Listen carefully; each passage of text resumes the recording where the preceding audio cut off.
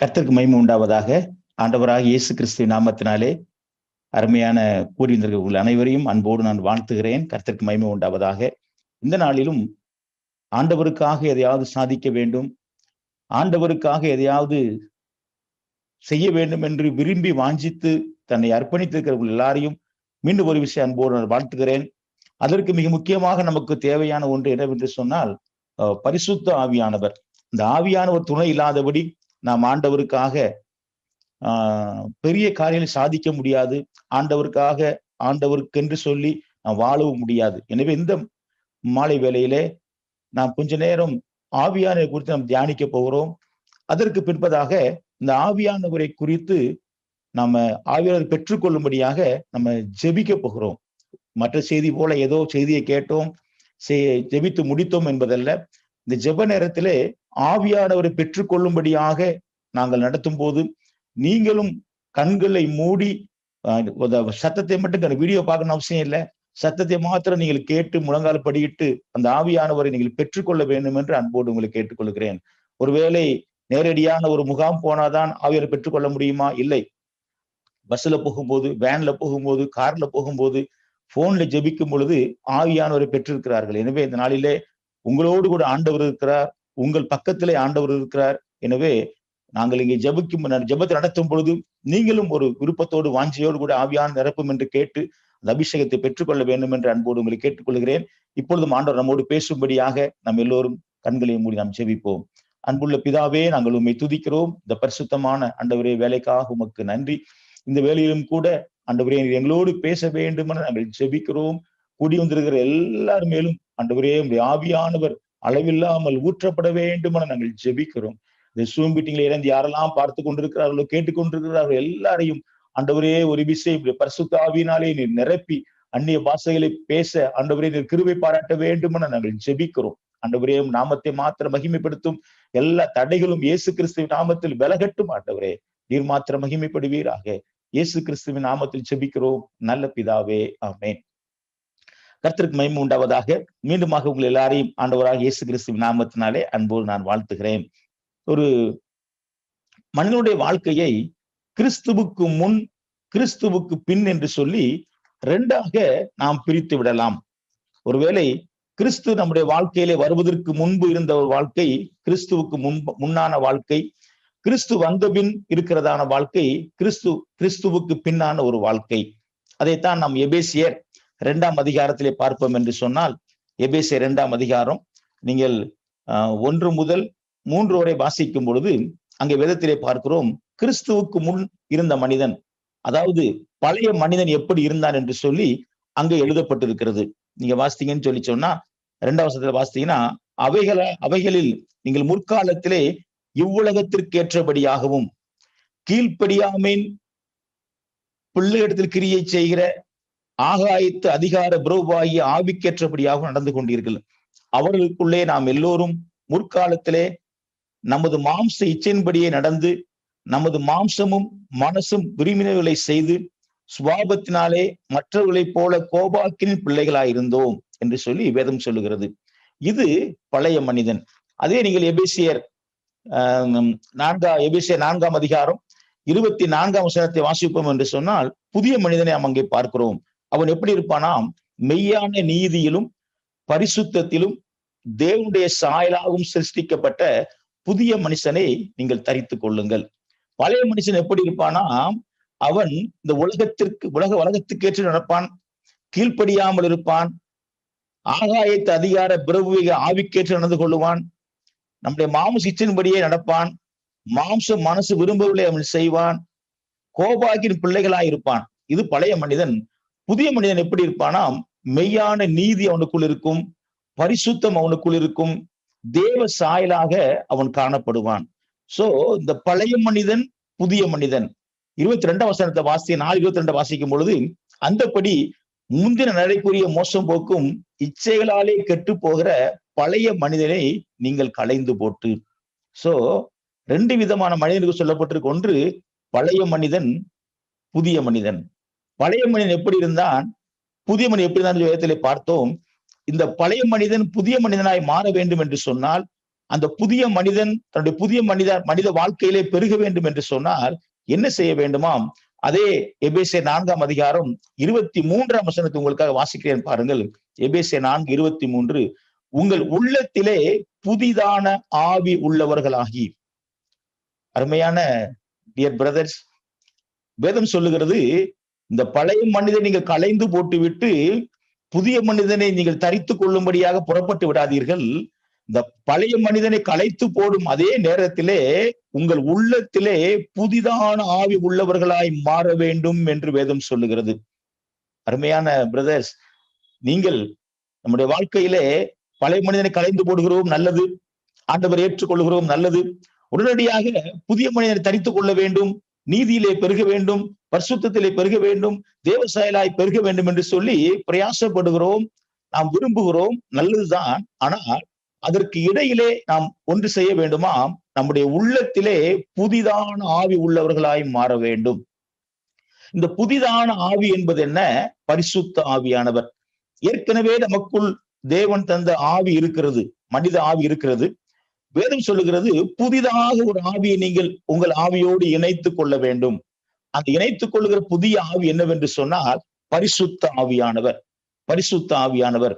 அருமையான பிரதர்ஸ், இந்த வேளையிலே உங்களை பார்த்து நான் சொல்ல வேண்டிய ஒரு காரியம் என்னவென்று சொன்னால், புதிய மனிதனாய் நீங்கள் எல்லாரும் மாற்ற பெற்றிருக்கிறீங்க, அதற்காய் ஸ்தோத்திரம். ஆண்டவருக்காக ஏதாவது சாதிக்க வேண்டும், செய்ய வேண்டும் என்று விரும்பி இருக்கிறீங்க, அதற்காக கர்த்தருக்கு ஸ்தோத்திரம். இந்த புதிய மனிதனிலே உள்ள நீதியிலே நீங்கள் பெருக வேண்டும் என்று சொன்னால், பரிசுத்தத்திலே நீங்கள் பெருக வேண்டும் என்று சொன்னால், அந்த தேவ சாயலிலே நீங்களும் நானும் பெருக வேண்டும் என்று சொன்னால், ஒன்றை நாம் மறந்து போக கூடாது. இந்த பரிசுத்த ஆவியானவரை பெற்றுக்கொள்ள வேண்டும்.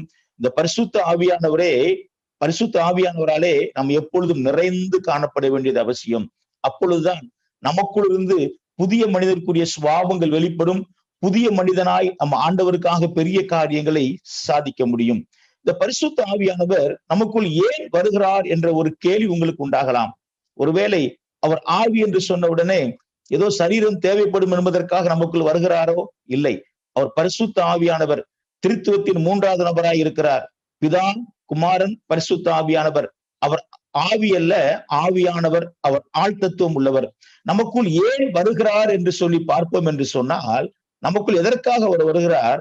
ஆவியானவர் புதிய ஆவியாய் நமக்குள் வருவதற்கு காரணம் என்னவென்று சொன்னால், நம்முடைய ஆவிக்குரிய வாழ்க்கைக்கும் சரீர வாழ்க்கைக்கும் உதவி செய்யும்படியாகவே அவர் நமக்கு வருகிறார். கர்த்தருக்கு மகிமை உண்டாவதாக. அருமையான பிரதர், இந்த மாலை வேளையிலே நான் உங்களுக்கு சொல்லுகிறதான இந்த வேளையில உங்களுக்கு சொல்லுகிற முக்கியமான ஒரு காரியம் என்னவென்று சொன்னால், நீங்கள் இந்த ஆவியானவரை பெற்றுக்கொள்ள வேண்டும். இந்த ஆவியானவரை பெற்றுக்கொள்ள வேண்டும். புதிய மனிதனாய் நீங்கள் மாறி இருக்கிறீங்க, நல்லதுதான். ஆனா அந்த புதிய மனிதனிலே தனிப்பட்ட முறையிலே நாம் புதிய மனிதனிலே பெருக முடியாது. ஆண்டவருக்கு பிரியமான ஒரு வாழ்க்கையை வாழ முடியாது. அதற்கு இந்த ஆவியானவர் தேவை. இந்த ஆவியானவர் நமக்கு உதவி செய்யும்படியாகவே கொடுக்கப்படுகிறார். ரோமர் 8ஆம் அதிகாரம் 26ஆம் வசனத்தை நீங்க வாசித்தீங்கன்னா, ஆவியானவரும் நமது பலவீனங்களில் நமக்கு உதவி செய்கிறார் என்று எழுதப்பட்டிருக்கிறது. இது இன்னொரு மொழிபெயர்ப்புல நம்ம வாசித்தோம்னு சொல்லி சொன்னா, ஆவியானவர் நாம் இருக்கும் வலிமையற்ற நிலையில் நமக்கு துணை நின்று உதவி செய்கிறார். அருமையான தம்பி, உன் ஆவிக்குரிய வாழ்க்கையிலே நீ வலிமையற்று இருக்கிறாய் என்பதை நீ அறிவாய், ஆண்டவர் அறிவார். ஒருவேளை வெளிப்பிரகாரமாக உன்னுடைய வாழ்க்கை ஒருவேளை வலிமை உள்ள ஒரு ஆவிக்குரிய வாழ்க்கையாக காணப்படலாம். பாடல்களை பாடலாம், ஜெபிக்கலாம், ஆராதித்துக் கொண்டிருக்கலாம், ஒருவேளை ஊழியம் செய்து கொண்டிருக்கலாம். ஒரு வெளிப்புறமாக பார்க்கும் பொழுது உன்னை பார்க்கிற நபர்கள் ஒருவேளை போதகராய் இருக்கலாம், சக நண்பர்களாய் இருக்கலாம், பிரேயர் செல்ல உள்ளவங்களா இருக்கலாம். நீ ஆவிக்குரிய வாழ்க்கையிலே வலிமை உள்ளவனை போல காணப்படலாம். ஆனால் உன்னுடைய வலிமையற்ற நிலைமை, எதிலே நீ வலிமையற்று இருக்கிறாய், எதிலே குறைபடுகிறாய், எதிலே நீ பாதிக்கப்படுகிறாய் என்பதை நீயும் அறிவாய், தேவனும் அறிவார். வேதம் சொல்லுகிறது, வலிமையற்ற நிலையிலே நம்முடைய வாழ்க்கையிலே பலனற்று எதிலெல்லாம் நமக்கு இருக்கிறோமோ அந்த இடத்திலே துணை நின்று அவர் உனக்கு உதவி செய்வார். தம்பி, ஆவிக்குரிய வாழ்க்கையாக இருக்கட்டும், உலக பிரகாரமான சரீர பிரகாரமான வாழ்க்கையாக கூட இருக்கட்டும், எதிலே நீ பலன் இல்லை என்று யோசித்துக் கொண்டிருக்கிறாயோ, எதிலே என்னாலே முடியவில்லை என்று யோசித்துக் கொண்டிருக்கிறாயோ, எதை உன்னாலே செய்ய முடியாது என்று நீ தீர்மானம் பண்ணி வைத்திருக்கிறாயோ, அந்த காரியத்திலே உனக்கு துணை நின்று அந்த காரியத்தை செய்து முடிப்பதற்கு ஆவியானவர் உதவி செய்கிறார். அதற்காகத்தான் சுமார் 2000 ஆண்டுகளுக்கு முன்பதாக இதே பூமியிலே ஆவியானவர் ஊற்றப்பட்டார் என்பதை நாம் மறந்து போக கூடாது. யோவான் சுவிசேஷம் 14:16 நாம் வாசிப்போம் என்று சொன்னால், நான் பிதாவை வேண்டிக் கொள்ளுவேன், அப்பொழுது என்றென்றைக்கும் உங்களோடு கூட இருக்கும்படிக்கு சத்திய ஆவியாகிய வேறொரு தேற்றரவாளனை அவர் உங்களுக்கு தந்தருளுவார் என்று சொல்லி இயேசு இந்த பூமியில இருந்தபோது சீசர்களை பார்த்து சொன்ன வார்த்தையை நாம் அங்கே வாசிக்கிறோம். சீசர்களை பார்த்து ஆண்டவர் என்ன சொன்னார்? நான் பரலோகத்தில் எடுத்துக்கொள்ளப்பட போகிறேன், நான் பிதாவை வேண்டிக் கொள்ளுவேன், அப்பொழுது என்றென்றைக்கும் உங்களோடு இருக்கும்படிக்கு. அருமையான பிரதர்ஸ், இந்த வேளையிலே நான் சொல்லுகிற இந்த பரிசுத்த ஆவியானவர் ஏதோ ஜெபிக்கும் பொழுது வருகிற ஆவியானவர் அல்ல, ஏதோ வேத வாசிக்கும் பொழுது வருகிற ஆவியானவர் அல்ல, கூட்டங்களுக்கு போகும்போது வருகிற ஆவியானவர் அல்ல, ஆராதிக்கும் போது வருகிற ஆவியானவர் அல்ல. அவர் என்றென்றைக்கும் நம்மோடு இருக்கக்கூடிய ஒரு ஆவியானவர். 24 hours, இரவும் பகலும். ஒருவேளை ஆவிக்குரிய காரியங்கள் செய்யும் போது மாத்திரதான் நம்ம கூட இருப்பார், உலக காரியங்கள் ஈடுபடும் போது கூட இருக்க மாட்டார் என்பதல்ல. நீ எந்த காரியத்தை செய்தாலும் சரி, 24 hours நீ எதை செய்து கொண்டிருந்தாலும் உன்னோடு கூட ஆவியானவர் இருப்பார். என்றென்றைக்கும் நம்மோடு உங்களோடு இருக்கும்படிக்கு சத்திய ஆவியானவர் வேறொரு தேற்றரவாளன் என்று எழுதப்பட்டிருக்கிறது. தேற்றரவாளன் என்பதற்கு நீங்கள் ஆங்கில வேதாகமத்தில் வாசிக்கும் பொழுது அனதர் ஹெல்பர் என்று போடப்பட்டிருக்கும். ஹெல்பர் நமக்கு எல்லாருக்குமே தெரியும். தேற்றரவாளன் என்று சொன்னால் புரியாமல் இருக்கலாம், ஆனால் ஹெல்பர் என்று சொன்னால் எல்லாருக்குமே புரியும். என்ன காரியம் போடப்பட்டிருக்கிறது? ஹெல்பர் என்றால் உதவியாளர். உதவியாளர். உலக வேலைக்கு எல்லாம் நாம் ஆள் வைத்து விடலாம், ஆவிக்குரிய காரியங்களை நாம் தான் செய்ய வேண்டும். எனவே ஆண்டவர் சொல்லுகிறார், நான் எடுத்துக்கொள்ளப்படுவேன், உங்களோடு கூட எப்பொழுது இருக்கும்படியாக பரிசுத்த ஆவியானவரை உங்களுக்கு உதவி செய்யும்படியாக நான் அனுப்பி தருவேன் என்று ஆண்டவர் அங்கே சொல்லுகிறார். அருமையான தம்பி, ஆவியானவர் யார் என்று சொன்னால் திருத்துவத்தின் 3ஆம் நபர் சொல்லலாம்.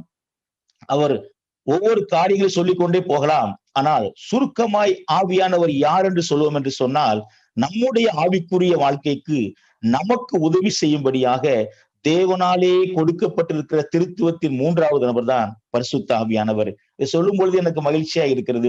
என்று சொன்னால், நம்முடைய ரட்சித்த ஆண்டவர் அப்படியே விட்டு போகவில்லை, நம்மோடு 24 மணி நேரம் கூடவே இருந்து உதவி செய்யும்படியாக ஒரு ஆவியானவரை நமக்கு தந்திருக்கிறார் என்பது மிகுந்த ஒரு சந்தோஷமான ஒரு காரியம். இந்த ஆவியானவர் தேவனுக்குள்ளிருந்து புறப்படுகிற ஒரு ஆவியானவர், திருத்துவத்தின் 3ஆவது நபராக இருக்கிறார். அவர் ஆழ்த்தத்துவம் உள்ளவராக இருக்கிறபடியினாலே நமக்கு எல்லா காரியங்களிலும் நமக்கு துணை நின்று உதவி செய்து வெற்றியை தருகிறவராய் இருக்கிறார்.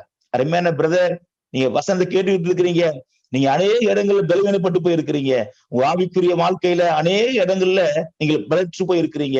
உங்க சரீர உலகப்பிரகமான வாழ்க்கையிலும் அநேக இடங்கள்ல உங்களால ஸ்டாண்ட் பண்ண முடியாதபடி நீங்க பலவீனப்பட்டு போயிருக்கிறீங்க. இந்த வேளையிலே நான் உங்களுக்கு சொல்லுகிறேன், அருமையான பிரதர், நீங்க உங்க ஆவிக்குரிய வாழ்க்கையிலும் உங்க உலக சரீரப்பிரகன வாழ்க்கையிலும் எவ்வளெல்லாம் நீங்க பலவீனப்பட்டு போயிருக்கிறீங்களோ, இந்த ராத்திரி வேளையிலே நீங்கள் பரிசுத்த ஆவியானவராலே நிரப்பப்படும் பொழுது அதிலே ஒரு பெரிய பலனையும் ஜெயத்தையும் உங்களால பெற்றுக்கொள்ள முடியும் என்பதை நான் உங்களுக்கு அறிவிக்கிறேன். கர்த்தருக்கு மகிமை உண்டாவதாக.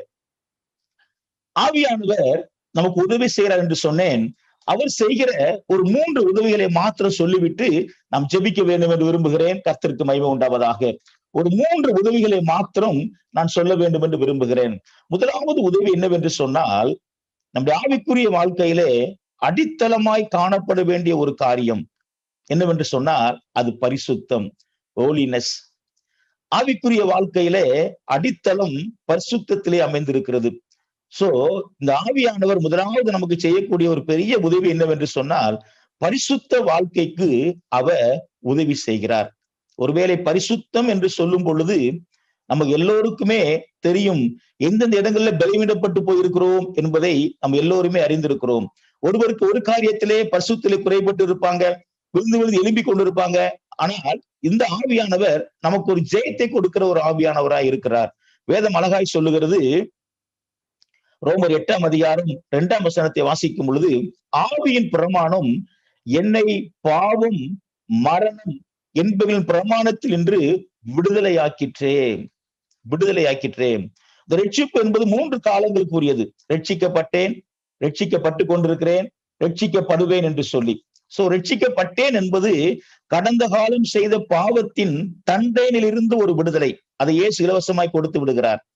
ரட்சிக்கப்படுவேன் என்று சொல்வது பாவத்தின் பிரசனத்திலிருந்தே ஒரு விடுதலை. அது மரணம் அல்லது கிறிஸ்துவின் வருகை, அதை கொடுப்பதற்கு பிதா ஆயத்தம் உள்ளவராய் இருக்கிறாய். ரட்சிக்கப்பட்டு கொண்டிருக்கிறேன் என்றது நிகழ்கால ரட்சிப்பு. ரட்சிப்பு 3 காலங்களுக்கு உரியது. இந்த நிகழ்கால ரட்சிப்பு, ரட்சிக்கப்பட்டு கொண்டிருக்கிறேன் என்பது பாவத்தின் வல்லமையிலிருந்து விடுதலை. The power of sin. So பாவத்தின் தண்டனையிலிருந்து விடுதலையை இலவசமாய் நாம் பெற்றுவிட்டோம். ஆண்டவருக்கு ஸ்தோத்திரம். பாவத்தின் பிரசனத்திலிருந்து ஒரு விடுதலையை பிதா கொடுக்க ஆயத்தம் உள்ளவராய் இருக்கிறார். அதற்காக கர்த்தருக்கு ஸ்தோத்திரம். ஆனால் இந்த இடைப்பட்ட இந்த ரட்சிக்கப்பட்டு கொண்டிருக்கிறேன் என்ற இந்த நிகழ்கால ரட்சிப்பு நிறைவேறுவதற்கு, அந்த பாவத்தின் வல்லமையிலிருந்து நாம் விடுதலை பெற்று வாழ்வதற்கு தேவை பரிசுத்த ஆவியானவர். அதைத்தான் வசனத்திலே வாசித்தோம். ரோமர் 8:2 ஆவியின் பிரமாணம் என்னை பாவம் மரணம் என்னுடைய பிரமாணத்தில் நின்று விடுதலையாக்கிற்றே என்று சொல்லி எழுதப்பட்டிருப்பதை நாம் அங்கே பார்க்கிறோம். நம்முடைய ஆவிக்குரிய வாழ்க்கையிலே நமக்கு அதிகமாய் நம்மை பாதிக்கக்கூடிய ஒரு காரியம் என்னவென்று சொன்னால், நம்முடைய சொந்த மாமிசம். அதை காணக்கூடிய ஒரு சத்ரு என்று சொல்வார்கள். டிஎல் மூடியை பார்த்து ஒரு கேள்வி கேட்டாங்க. டிஎல் மூடி அவர்களே, எதற்கு நீங்கள் அதிகம் பயப்படுகிறீர்கள் என்று சொல்லி. அவர் சொன்னார், நான் பயப்படுவது டிஎல் மூடிக்குத்தான் பயப்படுகிறேன் என்று சொல்லி. என்று சொன்னால் நமக்குள்ளிருந்து திடீரென்று கோபம் வந்து விடுகிறது, எரிச்சல் வந்து விடுகிறது, இச்சை வந்து விடுகிறது, பெருமை வந்து விடுகிறது, பொறாமை வந்து விடுகிறது. ஆண்டவருக்கு விருப்பமில்லாத காரியம் நமக்குள் இருந்தே புறப்படுகிறது. நம்முடைய சொந்த மாம்சமே அந்த கிரியைகளை செய்து விடுகிறது. சோ நம்மோடு கூட 24 hours இருக்கிற ஒரு சத்துரு நம்மை பரிசுத்த வாழ்க்கையிலே குலைச்சல் உண்டாவதற்கு ஏதுவான காரியங்களை செய்கிறதான ஒரு நபர் நம்மோடு இருக்கிறார். நாம் தான் அது, நம்முடைய சரீரம் தான் என்பதை நாம் மறந்துவிடக் கூடாது.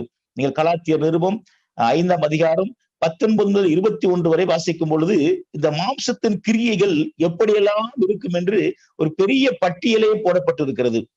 சோ ஒரு காலத்திலே நம்முடைய மாம்சம் இதை விரும்பி செய்து கொண்டுதான் இருந்தது.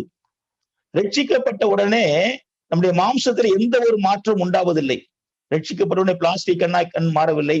நம்முடைய சிந்தை அப்படியே ஸ்டக்காகி நிற்கவில்லை. கைகால்கள் இரும்பு காலாய் மரக்கால்களாய் மரக்கைகளாய் மாறவில்லை. நம்முடைய உணர்வுகள் உணர்ச்சிகள் இல்லாமல் போகவில்லை. ரட்சிக்கப்பட்ட முன்பு இருந்த அதே மாம்சம்தான் ரட்சிக்கப்பட்ட பின்பும் இருக்கிறது. சோ ரட்சிக்கப்பட்ட முன்பு செய்த அதே பாவத்தின் கிரியைகளை, பாவத்தை ரட்சிக்கப்பட்ட பின்பும் அதே மாமிசம் செய்ய விரும்பும், செய்ய துடிக்கும், செய்ய வாஞ்சிக்கும். சோ இப்படிப்பட்ட சூழ்நிலையிலே வேதம் சொல்லுகிறது, என்ன போடப்பட்டிருக்கிறது, நீங்க ரோமர் 8ஆம் அதிகாரம் 13ஆம் வசனத்தை நீங்க வாசித்தீங்கன்னா, மாம்சத்தின்படி பிழைத்தால் நீங்கள் சாவீர்கள், சரீரத்தின் செய்கைகளை, சரீரத்தின் கிரியைகளை நீங்கள் அழித்தால் பிழைப்பீர்கள். அருமையான பிரதர்ஸ், மாம்சத்தின் கிரியைகளின்படி நம்ம பிழைச்சோம், மாம்சம் செய்கிறதுக்கெல்லாம் நம்ம ஆமா போட்டு வாழ்ந்தோம் என்று சொன்னால் நம்ம செத்து போயிடுவோமா? என்ன சாவு? ஆவிக்குரிய மரணம். ஆனால் வேதம் சொல்லுகிறது, ஆவியினாலே இந்த மாம்சத்தின் கிரியைகளை நீங்கள் அழித்தால் பிழைப்பீர்கள். என்ன பிழைப்பு? ஆவிக்குரிய வாழ்க்கையிலே நீங்கள் பிழைத்து ஜீவித்துக் கொண்டிருப்பீர்கள். சோ நம்முடைய சொந்த ஆவியினாலே நம்முடைய சொந்த சரீரத்தின் கிரியைகளை அழிக்க முடியாது. எனவேதான் பரிசுத்த ஆவியானவரை நமக்கு ஆண்டவர் தந்திருக்கிறார். கர்த்தருக்கு மகிமை உண்டாவதாக. தம்முடைய ஆவியானவரை நமக்கு ஆண்டவர் தந்திருக்கிறார். இந்த ஆவியானவர் நமக்குள் வந்து வாசம் பண்ணுகிறார். நம்முடைய ஆவியோடு இணைந்து அவர் வாசம் பண்ணி விடுகிறார். ஒருவன் பரிசுத்த ஆவியானவரை பெற்றுக் கொள்ளும் பொழுது இந்த ஆவியார் எங்க இருக்கிறாரு? இருதயத்துக்குள்ள இருக்கிறாரா? நம்முடைய சரீரத்துல இருக்கிறாரா? ஒன்றையில் மறந்து விடக்கூடாது. தேவன் நமக்கு தந்த அந்த ஆவியோடு கூட இந்த பரிசுத்த ஆவியானவர் இணைந்து விடுகிறார். இணைந்து நீ தேவனுடைய பிள்ளை என்று சாட்சி கொடுக்கிறார் என்று வேதம் சொல்லுகிறது.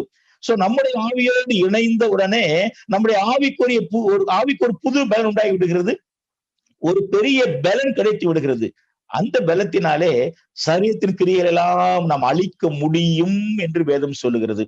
நீங்க கலாத்தியர் 5ஆம் அதிகாரம் வசனம் 17 நீங்க வாசித்தீங்கன்னா, மாம்சம் ஆவிக்கு விரோதமாகவும் ஆவி மாம்ச விரோதமாகவும் இச்சிக்கிறது, நீங்கள் செய்ய வேண்டும் என்று இருக்கிறவை செய்யாதபடிக்கு இவர் ஒன்றுக்கொன்று விரோதமா இருக்கிறதா. ரட்சிக்கப்பட்ட பின்பு நம்முடைய ஆவி உயிர்ப்பிக்கப்படுகிறது. அதற்கு பின்பு கிறிஸ்துவுக்கு பிரியமான காரியங்களை செய்வதற்கு நம்முடைய ஆவி விரும்பும்.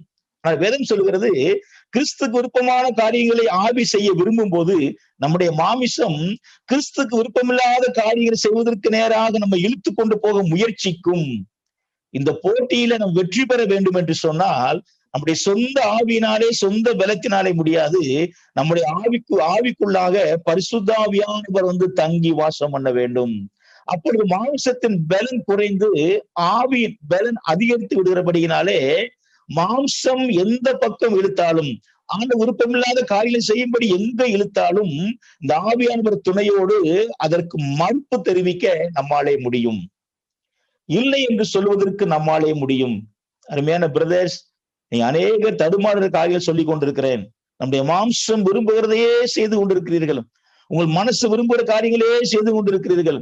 பிறகு என்ன யோசிக்கிறீங்க? ஐயோ, இப்பெல்லாம் பண்ணிக்கிட்டு இருக்கிறேனே, நான் ஆண்டோடைய பிள்ளையா, நான் ஊழியம் செஞ்சுக்கிட்டு இருக்கிறேன், இப்படி எல்லாம் பண்ணிக்கிட்டு இருக்கிறேன், என்னால முடியலையே, என்ன செய்யறது என்று திகைத்துக் கொண்டிருக்கிறீர்கள். இந்த வேளையில நான் உங்களுக்கு ஒரு நல்ல செய்தி அறிவிக்கிறேன். இந்த இறுதி ஜெப நேரத்திலே நீங்கள் ஆவியானவரை பெற்றுக் கொள்வீர்கள்.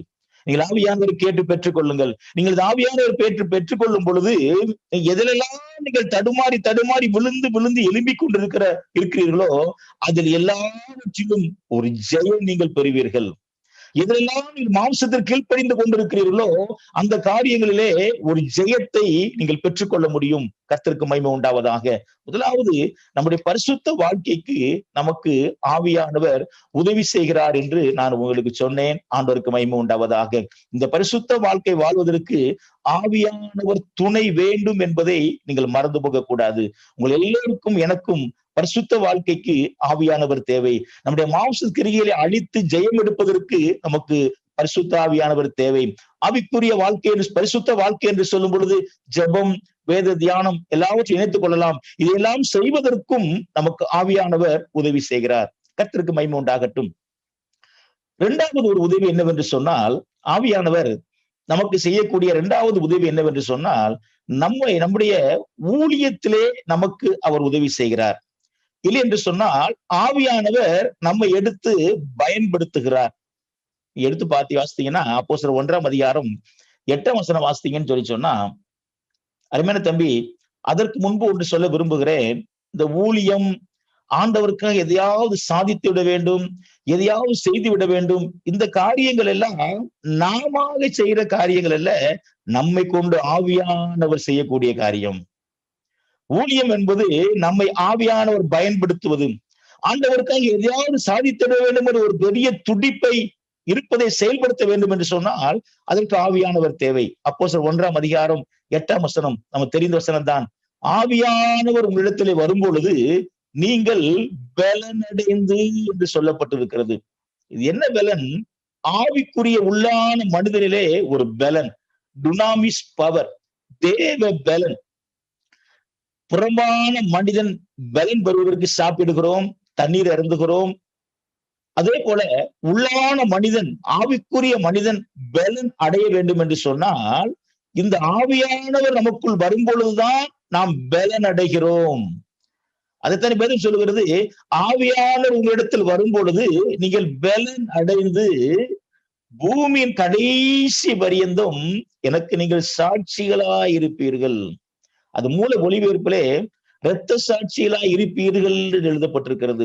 சோ இந்த ஆவியானவர் உள்ளே வந்தால்தான் தம்பி, நீ ஆண்டவருக்காக எதையாவது சாதித்திட வேண்டும் என்ற துடிப்பை நிறைவேற்றி முடிக்க முடியும்.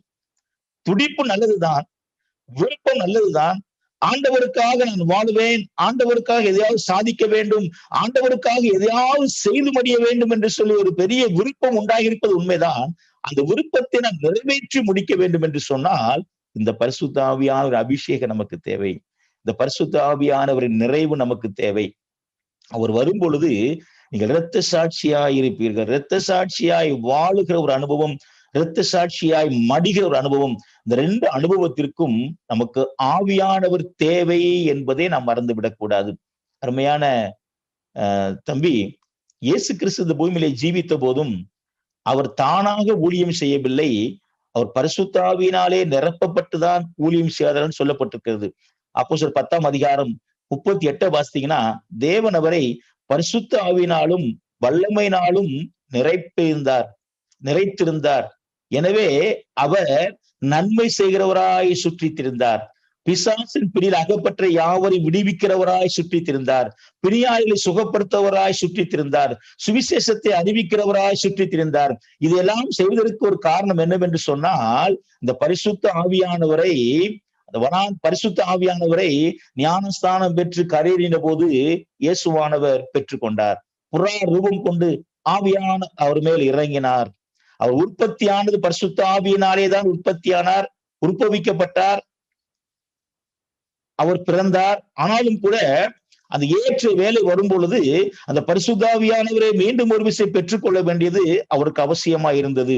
அவருக்கு அந்த ஆவியானவரை பெற்றுக்கொண்டதால் தான் அவருடைய ஆவிக்குரிய வாழ்க்கையாக இருந்தாலும் சரி, விசேஷமாக அந்த ஊழிய வாழ்க்கையிலே அவர் அதிகமாக ஆவியானவராலே பயன்படுத்தப்பட்டார் என்பதை நாம் அங்கே பார்க்கிறோம்.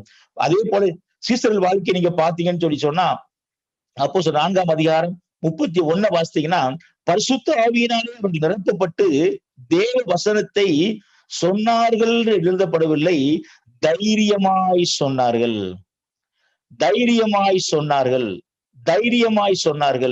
பரிசுத்த ஆவியினாலே ஒரு மனிதன் நிரப்பப்படும் பொழுது தேவ வசனத்தை சொல்வதல்ல, தைரியமாய் சொல்ல முடியும். இன்று அநேகருக்கு ஒரு டிராக்டர் கொடுக்க போகணும், இயேசு சொல்ல போகணும்னு சொன்னா அடிக்கடி கலக்கம் உண்டாகும். இந்த மனிதரை பார்ப்போம், எப்படி இருக்கிறார் அவர், ஒருவேளை முகச்சாடை எப்படி இருக்கிறது, ஒருவேளை அவருடைய அடையாளங்கள் அங்கங்களே உடம்புல போடக்கூடிய சரீரத்தை போட உடைகள் எப்படி இருக்கிறது, ஒருவேளை பக்கா ஆளா இருக்கிறாரா, ஒருவேளை தீவிரவாதியா இருப்பாரா, இது காரியத்துல மும்முரமா ஈடுபடுற காரியம் இருப்பாரா, இதெல்லாம் பார்த்து யோசித்துக் கொண்டிருப்போம், கொடுக்க யோசிப்போம். வெளிப்புற அடையாளத்தை வைத்து அவருடைய இயேசுவை சொல்வதற்கு யோசித்துக் கொண்டிருப்போம். ஆனால் இந்த ஆவியானவரை நீ பெற்றுக் கொள்ளும் பொழுது தைரியம் உண்டாகிறது. ஒரு சாட்சி சொல்ல வெக்கமா இருக்கும், பிரேயர் எடுப்பதற்கு வெக்கமா இருக்கும், ஒரு சின்ன வசனத்தை ஷேர் பண்றதுக்கு வெக்கமா இருக்கும், 4 பேர் கூடி இருக்கிற இடங்கள்ல ஆண்டவருக்காக ஒரு காரியத்தை செய்வதற்கு வெக்கமா இருக்கும். ஆனால் வேதம் சொல்லுகிறது, அவர்கள் பரிசுத்த ஆவியினாலே நிரப்பப்பட்ட உடனே தைரியமாய் வசனத்தை சொன்னார்கள். சோ இந்த ஆவியானவர் நமக்குள் வரும் பொழுது ஒரு தைரியம் உண்டாகிறது. ஒருவேளை அவர் எந்த பதவியில் இருக்கட்டும், ஒருவேளை எந்த விதமான புறமான அலங்காரத்துல இருக்கட்டும், வித்தியாசமான ஒரு கேரக்டர்ல இருக்கட்டும், யாரா இருந்தாலும் இயேசு நல்லவர் என்று சொல்வதற்குரிய தைரியம் நமக்கு அங்கே உண்டாகிறது. ஆண்டவருக்கு ஸ்தோத்திரம். அதோடு மாத்திரமல்ல, ஆவியானவர் ஊழியத்திலே நடத்தி கொண்டு போகிறவர். இங்க பவுல் வாழ்க்கையை பாத்தீங்கன்னா, அவங்க குழுவாக சேர்ந்து ஊழியத்துக்கு புறப்பட்டு போகும் பொழுது ஆவியானவராலே தடை பண்ணப்பட்டார்கள் என்று சொல்லி அப்போஸ்தலர் 16ஆம் அதிகாரத்திலே நாம் அங்கே வாசிக்கிறோம். சோ இந்த ஆவியானவரை நீங்கள் பெற்றுக்கொள்ளும் பொழுது உங்களை ஆண்டவர் எந்த ஊழியத்துக்கு முன் குறித்தாரோ அந்த ஊழியத்துக்கு நேராக நடத்தி செல்வார். ஒருவேளை யோசிக்கலாம், எனக்கு என்ன அழைப்பு என்று தெரியவில்லை, என்ன காலிங் என்று தெரியவில்லை, எதற்காக பிடிக்கப்பட்டேன் என்று தெரியவில்லை, இந்த ஊழியம் செய்யவா, அந்த ஊழியம் செய்யவா, பாடல் ஊழியமா, பிரசங்க ஊழியமா, மியூசிக் போடுறதா, அல்லது சுவிசேஷம் அறிவிக்கிறதா, அப்போஸ்தலர் மிஷனரியா புறப்பட்டு போகிறதா, அல்லது இங்கே ஒரு சபை நிறுவுறதா, பலவிதமான குழப்பங்களிலே நீ இருந்து கொண்டிருக்கலாம். இந்த வேளை உனக்கு நான் சொல்லுகிறேன், இந்த ஆவியானவரை நீ பெற்றுக்கொண்டு இந்த ஆவியானவராலே நிறைந்து காணப்படும் பொழுது நீ எந்த ஊழியத்திற்காக அழைக்கப்பட்டாயோ, எதற்காக ஆண்டவராலே பிடிக்கப்பட்டாயோ, அந்த நோக்கத்துக்கு நேராக, அந்த ஊழியத்துக்கு நேராக ஆவியானவரே உன்னை கொண்டு செல்வார், ஆவியானவரே நடத்தி கொண்டு போவார். சோ நீங்க இருந்து மண்டே உடைக்க வேண்டியது, ஐயோ என்ன யோசிக்க வேண்டிய அவசியம் இல்லை, யாருக்கு போய் தலையை கொடுத்து கேட்க வேண்டிய அவசியம் இல்லை. நீ பெற்றுக்கொள்ள வேண்டியது பரிசுத்த ஆவியானவரை, நீ செய்ய வேண்டியது பரிசுத்த ஆவியானவர் நிறைந்து காணப்பட வேண்டும். அந்த பரிசுத்த ஆவியானவர் பெற்றுக்கொண்டு நிறைந்து காணப்படும் பொழுது உன்னை எதற்காக ஆண்டவர் பிடித்தாரோ, எதற்காக அழைத்தாரோ அதற்கு நேராக உன்னை கொண்டு செல்வார். பவுல் ஒரு இடத்திற்கு போக வேண்டும் என்று ஆண்டவர் சித்தம் கொண்டார். மாறி போகும் பொழுது தடை பண்ணி சரியான இடத்துக்கு கொண்டு போய் அங்கே ஆண்டவர் பயன்படுத்துவதை நாம் அங்கே பார்க்கிறோம். சோ எதற்காக அழைக்கப்பட்டாயோ அந்த அழைப்புக்கு நேராக பரிசுத்த ஆவியானவர் உன்னை ஊழியத்திலே நடத்துகிறவராய் அவர் இருக்கிறார். இங்க பேதுரு வாழ்க்கையை நீங்க எடுத்து பார்த்தீங்கன்னு சொல்லி சொன்னா, பேதுரு நல்ல ஒரு சீசன் ஆண்டவருக்கு என்று சொல்லி ஆண்டவருக்காக வாழ்ந்த இந்த சீசனுடைய வாழ்க்கையை நீங்க பாத்தீங்கன்னா, ஆண்டவர்ல பிடிக்கப்பட்டவன் ஒரு நாளே ஆண்டவர் பார்த்து சொல்லுவான், ஆண்டவரே உமக்காக மரிக்கவும் நான் ஆயத்தம் என்று சொல்லுவான். மத்தேயு 26:35 வாசித்தீங்கன்னா சொல்லப்பட்டிருக்கிறது, உமக்காக நான் மரிக்கவும் ஆயத்தம் என்று சொல்லுகிறான். அதே பேதுரு வாழ்க்கை நீங்க பாத்தீங்கன்னா 26, 69, 71 வாசித்தீங்கன்னா பேதுரு மறுதலித்து விடுவதை பார்க்கிறோம். சாதாரண ஒரு வேலைக்கார பெண்ணிடத்திலே இயேசு எனக்கு தெரியாது என்று அவன் மறுதலித்து விடுகிறான். ஆனால் அதே பேதுரு அப்போஸ்தலர் 2:23 வாசித்தீங்கன்னா ஜீவாதிபதியாகிய இயேசு கிறிஸ்துவ ஒரு திரள் கூட்டத்திற்கு முன்பதாக ஒரு பெண் முன்பதாக மறுதலித்து இயேசு தெரியாது என்று சொன்னவர் ஒரு திரள் கூட்டத்திற்கு முன்பதாக அவர் சொல்லுகிறார், ஜீவாதிபதியாகிய இயேசுவை நீங்கள் சிலுவையிலே ஆணி அடித்து கொலை செய்தீர்கள். தேவன் அவரை உயிரோடு எழுப்பினார், அதற்கு நாங்கள் சாட்சி, நான் சாட்சி என்று திரள் கூட்டத்திற்கு முன்பதாக எழும் என்று சொல்வதை நாம் அங்கே பார்க்கிறோம். அப்போஸ்தலர் 4:13 வாசித்தீங்கன்னா யோவானும் பேதுரும் பேசுகிற தைரியத்தை கண்டு சொல்லப்பட்டிருக்கிறது. தைரியசாலியாய் மாறி போனான். அருமையான தேவனுடைய அருமையான சிஸ்டர்ஸ், அருமையான பிரதர்ஸ், ஒன்றை நீங்கள் மறந்து போய்விடக்கூடாது. அருமையான தம்பி, ஒன்றை நீங்கள் மறந்துவிடக் கூடாது. இந்த பரிசுத்த ஆவியானவரை நீங்கள் பெற்றுக்கொள்ளும் போது, இந்த பரிசுத்த ஆவியானவரை நீங்கள் பெற்றுக்கொள்ளும் போது ஒரு புதிய தைரியம் உண்டாகிறது. இயேசுவை எங்கும் சொல்வதற்கு ஒரு பலன் கிடைக்கிறது. இயேசுவை அறிவிப்பதற்கு ஒரு பலன் கிடைக்கிறது. முள்ளேறு ஊழியத்துக்கு போவோமா வேண்டாமா என்று யோசித்துக் கொண்டிருக்காய் அல்லவா? மிஸ்தரியா போகுமா வேண்டாமா யோசித்துக் கொண்டிருக்காய் அல்லவா? சோ இந்த யோசனைக்கு ஒரு முற்றுப்புள்ளி வைக்க வேண்டும் என்று சொன்னால், இந்த பரிசுத்த ஆவியானவரை பெற்றுக்கொண்டு பரிசுத்த ஆவியானவர் நிறைந்து இருக்கும் பொழுது உன்னை சரியான பாதையில் நடத்தி கொண்டு செல்வார். நம்ம குழம்ப வேண்டிய அவசியமே இல்லை. முள் நிற ஊழியமா, பகுதி நிற ஊழியமா குழம்ப வேண்டிய அவசியமே இல்லை. நேர் வழியாய் ஆண்டவர் நடத்துகிறவராய் இருக்கிறார். இந்த ஆவியானவர் நம்மை கொண்டு செல்கிறவராய் இருக்கிறார். சோ ஒரு பேதுரு வாழ்க்கையிலே ஒரு பெரிய மாற்றத்தை நாம் பார்த்தோம். 2 தீமோத்தேயு 1:7 நீங்க வாசித்தீங்கன்னா அங்கே சொல்லப்பட்டிருக்கிறது, தேவன் நமக்கு பயமுள்ள ஆவியை கொடாமல் பலமும் அன்பும் தெளிந்த புத்தியுள்ள ஆவியே அவர் கொடுத்திருக்கிறார். நமக்கு பிதா கொடுக்கிற பரிசுத்த ஆவி யாராம்? அவர் பலமுள்ள ஒரு ஆவியானவர், அவர் அன்புள்ள ஒரு ஆவியானவர், தெளிந்த புத்தியுள்ள ஒரு ஆவியானவர். பயங்கள் நீங்கி போகும், வெட்கம் நீங்கி போகும், கலக்கம் நீங்கி போகும். சில தம்பிமார் பெற்றோரை நேசிக்க முடியாதபடி இருப்பீங்க, உடன் பிறந்தவரை நேசிக்க முடியாதபடி இருப்பீங்க, எரிச்சல் கோவப்பட்டுக்கிட்டே இருப்பாங்க, கீழ்ப்படியாமை குணங்கள் இருக்கும். வேதம் சொல்லுகிறது இவர் அன்பின் ஆவியானவர். இந்த ஆவியானவர் பெற்றுக்கொள்ளும் பொழுது தேவ அன்பு உனக்கு ஊற்றப்படுகிறபடினாலே உன் பெற்றோரை நேசிக்க முடியும், உடன் பிறந்தாரை நேசிக்க முடியும், உடன் படிக்கிற வேலை பார்க்கிற மக்களிடத்திலே அவர்களை நேசிக்க முடியும், அழிந்து போகிற ஆத்துமாக்களை நேசிக்க முடியும். அந்த நரகத்தை நோக்கி போய்கிட்டு இருக்க ஆத்துமாக்கள் மேலே ஒரு பாரமும் ஒரு கரிசனையும் தானாகவே உருவாகிவிடும். சோ இந்த ஆவியானவர் அன்பின் ஆவியானவர். அதோடு மாத்திரமல்ல தெளிந்த புத்தி உள்ளவராம். சோ இந்த குழப்பத்துக்கு சான்ஸே கிடையாது. என்ன படிக்கணும், என்ன மேல் படிப்பு, அல்லது இந்த காலேஜ் சேரவா அந்த காலேஜ் சேரவா, இல்லை என்று சொன்னால் எந்த கம்பெனிக்கு வேலைக்கு போகிறது, இந்த வேலையா அந்த வேலையா, யாரை திருமணம் முடிக்கிறது, திருமணம் எப்பொழுது முடிப்பது, இது எல்லாம் குழப்பமே தேவையில்லை. அவர் தெளிந்த புத்தி உள்ள ஆவியானவர். நமக்கு ஒரு தெளிவை கொடுப்பார். அவர் குழப்பத்தின் ஆவியானவரே இல்லை. இந்த ஆவியானவர் பெற்றுக்கொள்ளும் பொழுது எல்லா குழப்பத்திற்கும் சந்தேகங்களுக்கும் ஒரு முற்றுப்புள்ளி வைக்கப்படும் என்பதை நாம் மறந்து போகக்கூடாது. ஒரு மாத்திரமல்ல, இந்த ஆவியானவர் பெற்றுக்கொள்ளும் பொழுது நமக்குள்ளது வரங்கள் கிரியை செய்ய ஆரம்பிக்கும். தம்பி, நீ விரும்பி கொண்டிருக்கிறாய், நான் இயேசுவின் நாமத்துல சொன்ன பிசாசு ஓடணும், கை வச்சா வியாதியில சுகமாகணும், தீர்க்கதரிசன வார்த்தை எனக்குள்ள இருந்து வரணும், அந்நிய பாஷை பேசணும், வியாக்கியானம் பண்ணணும், அற்புதங்களை செய்யணும், ஞானத்தை போதி, எந்த வரமா இருந்தாலும் இந்த ஆவியானவரை நீ பெற்றுக்கொள்ளும் பொழுது, இந்த ஆவியானவரை நிறைந்து இருக்கும் பொழுது சமயத்துக்கு ஏற்றபடி தானாக அந்த வரங்கள் கிரியை செய்யும். எங்கெல்லாம் ஆத்மா ரட்சிக்கப்படுவதற்கு உயிர்ப்பிக்கப்பட இந்த வரங்கள் தேவையோ ஆங்காங்கு அவர் பயன்படுத்தி கொண்டே இருப்பார். வரங்கள் தானாய் கிரியை செய்ய ஆரம்பிக்கும். அதோடு மாத்திரமல்ல, உனக்குள்ள ஆவிக்குரிய கனிகளும் வெளிப்படும். ஒருவேளை கனிகள் சொல்லும் அன்பு, சந்தோஷம், சமாதானம், நீடிய பொறுமை சொல்லிட்டே இப்போ 9 விதமான கனிகள் சொல்லப்பட்டிருக்கிறது. இந்த 9 விதமான கனிகளும் உன் வாழ்க்கையிலே வெளிப்படும். இச்சை அடக்கம் வெளிப்படும். எதை பார்த்தாலும் தீராத ஆசைக்கு ஒரு முற்றுப்புள்ளி வைக்கப்படும். சந்தேகங்கள் நீங்கி போகும். ஒரு பெரிய விசுவாசம் உண்டாகும். ஒரு நீடிய பொறுமை உண்டாகும்.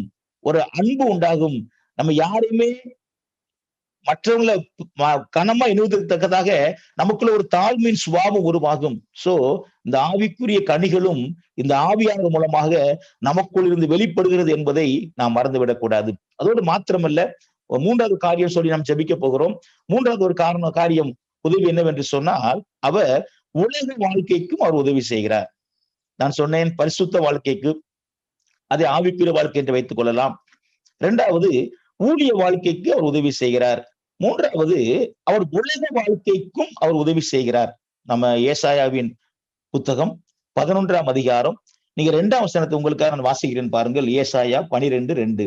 ஞானத்தையும் உணர்வையும் அருளும் ஆவியும், ஆலோசனையும் பலனையும் அருளும் ஆவியும், அறிவையும் கர்த்தருக்கு பயப்படுகிற பயத்தையும் அருளும் ஆவியாகிய கர்த்தருடைய ஆவியானவர் அவர் மேல் தங்கி இருந்தார். அவர் மேல் தங்கி இருந்தார். இந்த ஆவியானவர் யாரா? இயேசு கிறிஸ்து மேல் தங்கியிருந்த இந்த ஆவியானவர் யாரா? ஞானத்தை தருகிறதான ஒரு ஆவியானவர். அருமையான தம்பி, யாக்கோப்புல வாசிக்கிறோம், ஒருவன் ஞானத்தில் குறைவுள்ளவளா இருந்தால் ஒருவரையும் கடிந்து கொள்ளாதவரும் எல்லோருக்கும் சம்பூர்ணமாய் கொடுக்கிற தேவனிடத்திலே கேட்க கடவன் என்று சொல்லி, இந்த ஆவியானவர் உனக்குள் வரும்பொழுது உனக்கு ஞானம் உண்டாகிறது, அறிவு உண்டாகிறது, விவேகம் உண்டாகிறது, உணர்வு உண்டாகிறது. அவர் உனக்கு ஆலோசனை கொடுக்கிறவராய் இருக்கிறார். அதோடு மாத்திரமா எல்லாவற்றிற்கும் மேலாக இந்த உலக வாழ்க்கையிலே கர்த்தருக்கு பயப்படுகிற பயத்தையும் அவர் கொடுக்கிறார். கர்த்தருக்கு ஸ்தோத்திரம். இந்த பூமியிலே கர்த்தருக்கு பயப்படாத உலக வாழ்க்கை அல்ல, கர்த்தருக்கு பயப்படுகிற உலக வாழ்க்கையும் உனக்கு அவர் தருகிறார். நீ படித்துக் கொண்டிருக்கலாம், சில பாடங்கள் உனக்கு கடினமாக காணப்படலாம், விளங்காதவங்க காணப்படலாம். இந்த ஆவியானவரை பெற்றுக்கொள், அந்த பாடத்திலே நீ கூடுதல் மதிப்பெண் எடுக்க முடியும். ஞானத்தை அவர் தருவார். செய்கிற வேலையில விருத்தி இல்லாமல் இருக்கலாம், செய்கிற வேலையை சரியாய் செய்வது யூகிக்க முடியாதபடி இருக்கலாம், நேர்த்தியாய் செய்ய முடியாதபடி இருக்கலாம். இந்த ஆவியானவரை நீ பெற்றுக்கொள்ளும் பொழுது அந்த வேலையை நீ யூகித்து செய்ய முடியும், சிறப்பாக செய்ய முடியும், மற்றவர்களை காட்டிலும் அந்த வேலையை நேர்த்தியாய் செய்து முடிக்க முடியும். அதோடு மாத்திரமல்ல, அந்த படிப்பையும் வேலையோ ஊழியமோ ஒரு விருப்பத்தோடு செய்ய முடியும். இந்த ஆவியானவரை பெற்றுக்கொள்ளும் பொழுது அதிலே ஒரு ஈடுபாட்டோடு செய்வதற்குரிய ஒரு பலனை அவர் தருகிறவராய் இருக்கிறார். அதோடு மாத்திரமல்ல, நீங்க பாத்தீங்கன்னு சொன்னா அவர் ஆலோசனை கொடுக்கிற ஆவியானவர். நீங்க எதுல எல்லாம் உங்களுக்கு குழப்பங்கள் உண்டாகிறதோ, நான் ஏற்கனவே சொன்னேன், திருமணமா இருக்கலாம், படிப்பா இருக்கலாம், வேலையா இருக்கட்டும், எந்த ஊழியமா இருக்கலாம், எதுல எல்லாம் உங்களுக்கு குழப்பங்கள் உண்டாகிறதோ அவர் சொல்லப்பட்டிருக்கிறது, அவர் ஆலோசனை கொடுக்கிறதான ஒரு ஆவியானவர். ஆலோசனை கொடுக்கிறதான ஆவியானவர். அநேக ஊழியம் செய்யற தேவனுடைய பிள்ளைகள் வாழ்க்கையை நீங்க பாத்தீங்கன்னா, அநேகர் சாட்சி சொல்லுவாங்க, நான் 2ஆவது தான் படித்திருக்கிறேன், 3ஆவது தான் படித்திருக்கிறேன், பள்ளிக்கூடத்துக்கே போகல என்று சொல்லுவாங்க. வேதத்தை அழகா வாசிப்பாங்க, வேதத்தை எடுத்து அழகா அவங்க பிரசங்கிப்பாங்க, தேவனுடைய வார்த்தையை அப்படியே அவங்க புட்டு புட்டு கொடுப்பாங்க. இதெல்லாம் எப்படி வருதுன்னு சொல்லி சொன்னா, அந்த ஆவியானவருடைய ஞானம். ஞானம். ஒருவேளை உலக புத்தகங்களை படிப்பதற்கு பெரும் அறிவு போதும், ஆனால் வேத புத்தகத்தை நாம் படித்து அறிந்து கொள்ள வேண்டுமென்றால் அறிவோருடைய ஞானத்தோடு கூடிய அறிவு நமக்கு வேண்டும். சோ அவர் ஞானத்தை கொடுக்கிற ஆவியானவர். நீங்க உங்களுடைய உலக வாழ்க்கையில எதிரெல்லாம் குறைஞ்சு போயிருக்கிறீங்களோ, ஒருவேளை ஆவிக்குரிய வாழ்க்கைக்கு மாத்திரம் உதவி செய்யற ஆவியானவர் நம்முடைய ஆவியானவர் இல்ல, நம்முடைய சரீர வாழ்க்கையிலும் எதிரெல்லாம் குறைபட்டு இருக்கிறோமோ அதிலே அவர் ஞானத்தை, உணர்வை, ஆலோசனையை கொடுத்து அதிலே நம்மை பெருக பண்ணுகிறவராய் இருக்கிறார். கர்த்தருக்கு பயப்படுற பயத்தையும் நமக்கு தரக்கூடியவராய் ஆவியானவர் இருக்கிறார் என்பதை நாம் மறந்து போக கூடாது. நான் 3 காரியங்களை சொன்னேன். 1, பரிசுத்த வாழ்க்கைக்கு அல்லது ஆவிக்குரிய வாழ்க்கைக்கு உதவி செய்கிறார். 2ஆவதாக நான் சொன்னேன், உங்களுக்கு அவர் ஊழிய வாழ்க்கைக்கு உதவி செய்கிறார். 3ஆவதாக நான் சொன்னேன், அவர் உங்களுடைய சரீர வாழ்க்கைக்கும் உலக வாழ்க்கைக்கும் அவர் உதவி செய்கிறார். நம்முடைய ஆவியானவருக்காய் கர்த்தருக்கு ஸ்தோத்திரம். சோ இந்த ஆவியானவருக்காக நம்ம ஜெபிக்கும் பொழுது, அப்படி ஜெபிக்கிற ஆவியானவர் கேட்கும் பொழுது அந்த ஆவியானவரை நமக்கு தேவன் தரும் பொழுது நம்முடைய வாழ்க்கையிலே இன்னொரு காரியம் நடக்கிறது. அது என்னவென்று சொன்னால், இதுவரை பேசாத புதிய பாஷைகளை பேசுகிறோம். கர்த்தருக்கு ஸ்தோத்திரம். ஆவியானவரை கேட்கிறோம், ஆவியானவர் தேவன் தருகிறார். இந்த அபிஷேகத்தை தேவன் நமக்கு தரும் பொழுது நம்முடைய நாவிலே ஒரு புதிய பாஷையை வைத்து விடுகிறார். அப்போஸ்தலர் 2:4 வாசிக்கிறோம், அவர்கள் எல்லாரும் பரிசுத்த ஆவியானவரால் நிரப்பப்பட்டு ஆவியானவர் தங்களுக்கு தந்துள்ள வரத்தின்படியே வெவ்வேறு பாஷைகளிலே பேச தொடங்கினார்கள் என்று எழுதப்பட்டிருக்கும். சோ சிலவு சொல்லுவாங்க, பிரதர் இந்த அபிஷேகம் எல்லாம் சரிதான் பிரதர், ஆவியானவரும் சரிதான் பிரதர், இந்த அந்நிய பாஷை எதுக்கு பிரதர் வேணும், அது புரியாத பாஷையா இருக்கு பிரதர், எதுக்கு பிரதர் அப்படிம்பாங்க. இந்த அந்நிய பாஷை என்பது ஒரு ஆவிக்குரிய பாஷை. இந்த அந்நிய பாஷை என்பது தேவனோடு சஞ்சரிக்கிற ஒரு பாஷை. வேதம் சொல்லுகிறது, அந்நிய பாஷையை பேசுகிறவன் தேவனோடு ரகசியங்களை பேசுகிறான். 1 கொரிந்தியர் 14:2, 1 கொரிந்தியர் 14:4 வாசித்தீங்கன்னா, அந்நிய பாஷையை பேசுகிறவன் பக்தி விரித்து உண்டாக பேசுகிறான்.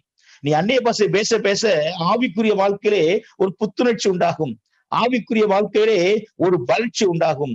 அந்நிய பாஷையை பேசுவது ஒரு நமக்கே தெரியாமல் இருக்கலாம், மற்றவர்களுக்கு தெரியாமல் இருக்கலாம், அது தேவனுக்கு தெரியும். என்று சொன்னால் தேவனோடு ரகசியங்களை பேசுகிறதான ஒரு பாஷை. பிசாசுக்கு எல்லா பாஷையும் தெரியும், அவனுக்கு தெரியாத ஒரே ஒரு பாஷை அந்நிய பாஷை மாத்திரம் தான். பாத்துக்கிடுங்க. சோ இந்த அந்நிய பாஷை பேச பேச மற்ற வரங்களும் அனல் மூட்டப்படும், நம்முடைய ஆவிக்குரிய வாழ்க்கையும் அனல் மூட்டப்படும். எனவே முதலாவதாக இலவசமாய் அவர் இந்த அந்நிய பாஷை கிருபையை, ஆசீர்வாதத்தை நமக்கு தந்து விடுகிறார். எனவே இந்த பரிசுத்தாவில் நிரப்பப்படும் பொழுது அவர் மட்டும் இல்ல, இந்த அந்நிய பாஷை கிருபையும் நாம் விரும்ப வேண்டும். கர்த்தருக்கு ஸ்தோத்திரம். சில பேர் யோசிப்பாங்க, பிரதர் இந்த அபிஷேகத்தை பெறுறது என்கிட்ட தகுதியே இல்லை பிரதர், நான் அடிக்கடி விழுந்து விழுந்து எழுப்பிக்கிட்டே இருக்கிறேன், அடிக்கடி பாவம் செஞ்சிடறேன், எனக்கு இந்த ஆவியான ஆண்டவர் தருவாரான்னு நீ கேட்டுக்கிட்டு இருக்கலாம். அருமையான தம்பி, நான் உனக்கு சொல்றேன், அடிக்கடி விழுந்து விழுந்து எழுப்பிக்கிட்டு இருக்கிற, வேதம் வாசித்து ஜெபம் பண்ண முடியாம தடுமாறிக்கிட்டு இருக்க உனக்கு தான் முதல்ல ஆவியானவர் தருவார். ஏன் தெரியுமா? பரிசுத்தமா இருக்கிறவனுக்கு ஆவியானவர் அல்ல, பரிசுத்தப்பட வேண்டும் என்பதற்காகத்தான் நமக்கு ஆவியானவர் கொடுக்கப்படுகிறார். சோ உனக்கு இந்த ஆவியானவர் உண்டு என்பதை நீ மறந்து விடக்கூடாது. இந்த ஆவியானவர் பிதாவின் வாக்குத்தத்தம். கடைசி நாட்களிலே மாம்சமான யாவர் மேலும், அவரு ஊழியக்காரங்க, ஊழியம் செய்யாதவங்க, இவங்க சிவப்பு கருப்பு, அவங்க பணக்காரங்க ஏழை அப்படிலாம் பாக்குறது இல்ல. மாம்சமான யாவர் மேலும், இயேசுவின் இரத்தத்தாலே கழுவப்பட்ட தேவனுடைய பிள்ளைகள் எல்லார் மேலும் இந்த ஆவியானவரை ஊற்றுவேன் என்று ஆண்டவர் நமக்கு வாக்கு கொடுத்திருக்கிறார்.